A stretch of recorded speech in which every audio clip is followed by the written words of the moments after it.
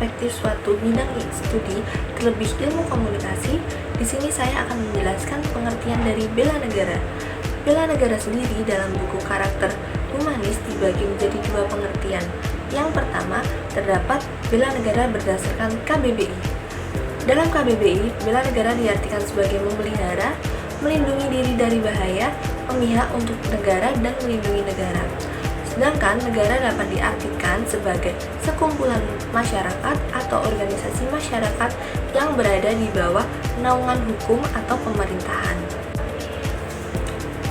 Yang kedua, terdapat bela negara menurut Kemenhan RI atau Kementerian Pertahanan Republik Indonesia, di mana diartikan sebagai sikap atau tekad masyarakat Indonesia yang cinta tanah air berdasarkan Undang-Undang Dasar 1945 dan juga Pancasila. Hal ini dapat disimpulkan bahwa bela negara merupakan suatu sikap, tekad, dan tindakan untuk menjaga keutuhan NKRI. Selanjutnya di sini saya akan menjelaskan pengertian tentang ilmu secara terminologi. Ilmu dapat diartikan juga sebagai pengetahuan yang diserap dari berbagai bahasa, salah satunya yaitu Arab dan Yunani yang masing-masing berbahasa yaitu alam ya'lamu dan juga episteme.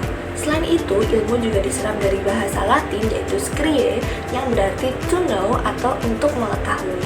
Sedangkan berdasarkan terminologi, ilmu diartikan sebagai pengetahuan yang disusun secara sistematis yang didasari dengan metode ilmiah dan ditujukan untuk dikembangkan dan disebarluaskan kepada masyarakat atau khalayak umum untuk menambah wawasan dan pengetahuan dari masyarakat itu sendiri. Selanjutnya terdapat pengertian komunikasi secara terminologi, di mana diartikan sebagai sebuah proses interaksi guna menyampaikan informasi dari individu satu ke individu lainnya dengan harapan terjadinya pemahaman informasi melalui tahapan encoding dan juga decoding, baik melalui simbol, tanda, atau peraturan semiotika yang dipahami. Dari kedua pengertian ilmu dan komunikasi dapat disimpulkan bahwa ilmu komunikasi merupakan bidang studi yang berfokus pada pengetahuan yang mempelajari rangkaian menyampaikan pesan atau informasi secara efektif oleh informan agar dapat dipahami oleh audiens atau penerima informasi. Sekarang kita akan membahas mengenai pentingnya karakter bela negara dalam komunikasi. Karakter bela negara bukan hanya soal pertahanan fisik, tapi juga sikap dan perilaku yang mendukung keutuhan bangsa dalam kehidupan sehari-hari. Pertama, menjaga persatuan. Komunikasi yang baik bisa menjadi landasan persatuan. Saat kita berbicara dengan cara yang positif, kita membantu menjaga kerukunan dan mencegah perpecahan. Komunikasi yang mengedepankan toleransi dan menghormati perbedaan menunjukkan bahwa kita peduli pada keutuhan bangsa. Yang kedua, menyaring informasi. Dalam era digital, karakter bela negara terlihat dari sikap kita dalam menyaring sebuah informasi. Dengan menjadi lebih kritis terhadap berita yang kita terima, kita bisa menghindari penyebaran hoax yang dapat merusak persatuan. Ini juga berarti kita ikut menjaga lingkungan komunikasi yang sehat. Yang ketiga, memperkuat identitas nasional. Ilmu komunikasi membantu kita menanamkan identitas nasional. Melalui pesan-pesan di media sosial atau media massa, kita dapat menyebarkan nilai-nilai kebangsaan dan cinta tanah air, terutama kepada generasi muda. Oke teman-teman, di sini saya akan menjelaskan terkait contoh implementasi karakter bela negara dalam perspektif ilmu komunikasi. Nah, di sini kita mengambil dua perspektif yang berbeda. Yang pertama dari komunikasi budaya dan juga komunikasi massa. Dan saya akan menjelaskan lebih ke perspektif komunikasi budayanya. Nah, komunikasi budaya itu apa sih? Jadi menurut Edward E. Hall, komunikasi budaya itu adalah proses penyampaian pesan yang dipengaruhi oleh latar belakang budaya seseorang, termasuk pola pikir, nilai, norma, dan juga kebiasaan gitu antara satu budaya dengan budaya lainnya. Lalu bagaimana sih implementasinya terhadap karakter bela negara? Jadi implementasi karakter bela negara dari perspektif komunikasi budaya itu bisa dilihat dari tiga hal. Yang pertama dari pemahaman lintas budaya, kedua diplomasi budaya, dan terakhir adalah adaptasi budaya. Oke, yang pertama terkait pemahaman lintas budaya dulu nih.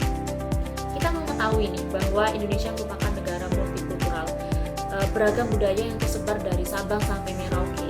Sehingga penting sekali buat kita untuk menguasai komunikasi budaya agar apa?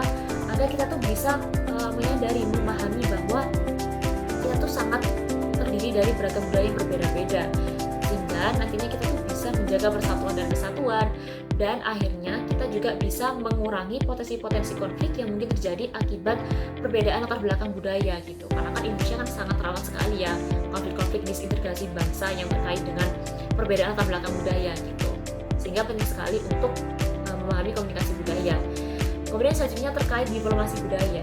Diplomasi budaya itu lebih melihat bagaimana kita itu memanfaatkan budaya kita nih. Budaya yang terdiri dari kuliner, tarian, tradisi, upacara adat, dan lain sebagainya, itu kita bisa memanfaatkan budaya kita sebagai soft power atau kekuatan lemah kita untuk menciptakan citra yang positif bagi negara kita di kancah internasional. Jadi kita mengenalkan budaya kita kepada negara-negara lain sebagai bentuk diplomasi budaya. Nah ini kan juga merupakan salah satu implementasi karakter bela negara gitu ya. Kemudian terakhir terkait adaptasi budaya. Adaptasi budaya itu lebih melihat bagaimana kita tuh dengan berhubungan nih di era globalisasi ya teman-teman, kita berhubungan dengan orang dari negara lain yang memiliki latar belakang budaya yang berbeda dengan kita. Kita bisa beradaptasi dengan mereka gitu, beradaptasi dengan budaya-budaya mereka tanpa perlu mengurangi jati diri bangsa kita, tanpa perlu mengurangi budaya yang kita punya gitu. Sehingga ini juga menilai bagaimana bela negara itu juga dikaitkan dengan penyesuaian dan juga toleransi seperti itu. Kemudian selanjutnya terkait perspektif komunikasi massa akan dijelaskan oleh teman saya. Nah, sebelum ke implementasinya, saya akan menjelaskan terlebih dahulu apa itu komunikasi massa. Jadi sesuai yang tertulis di PPT yang sudah diungkapkan oleh Dufour dan McQuail, komunikasi massa itu merupakan proses di mana komunikator menggunakan media untuk menyebarkan pesan secara luas dan terus-menerus menciptakan makna yang seharusnya memengaruhi audiens yang besar dan beragam dengan cara yang berbeda. Oke, setelah kita mengetahui apa itu definisi komunikasi massa, kita lanjut ke bagaimana implementasinya. Yang pertama akan kita bahas itu adalah media sosial sebagai platform sosialisasi. Seperti yang banyak kita ketahui ya, dan kita temukan di media sosial, banyak konten kreator yang membuat konten-konten menarik seperti infografis, video pendek, atau kuis sejarah Indonesia. Atau mungkin yang sekarang sedang tren di media sosial TikTok, itu ada banyak konten kreator yang bergabung dengan tren memakai pakaian adat sambil mengibarkan bendera negaranya. Baik juga konten kreator yang bergabung dengan tren ini, di mana mereka memakai pakaian adat Indonesia dan juga mengibarkan bendera negara Indonesia. Itu juga merupakan salah satu bentuk dari bela negara, karena dengan tren tersebut orang-orang di luar negara kita itu menjadi tahu tentang apa saja sih adat yang ada di Indonesia, bagaimana pakaian adat di Indonesia. Oh ternyata ini ya pakaian adat di Indonesia itu sangat banyak sekali macamnya. Oke, lalu yang selanjutnya, yang kedua, kita akan membahas tentang pengaruh perilaku.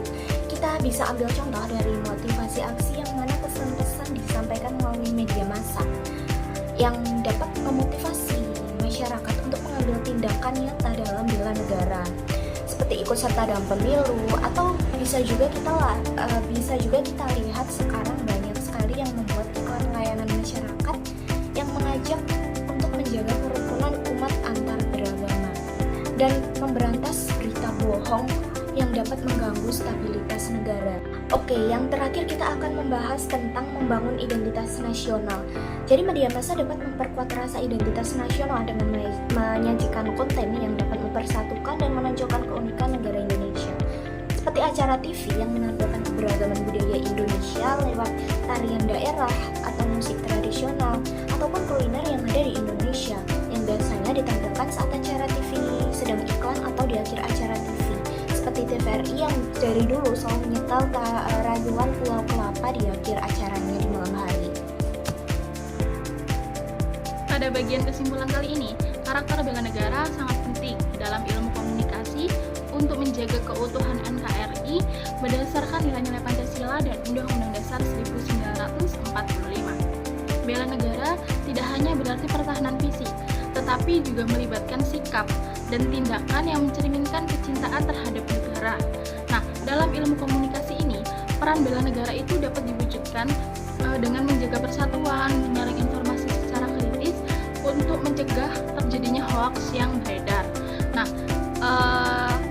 itu juga bisa menjadi alat untuk memperkuat identitas nasional yang dimana terdapat perspektif komunikasi budaya yang bisa mendukung bela negara melalui pemahaman lintas budaya yang mengedukasi dan memperkuat kesatuan dalam keragaman. Sedangkan pada komunikasi massa itu bisa berfungsi memperkuat identitas nasional dengan memanfaatkan media untuk menyebarkan pesan positif dan nasionalis kepada audiens yang luas.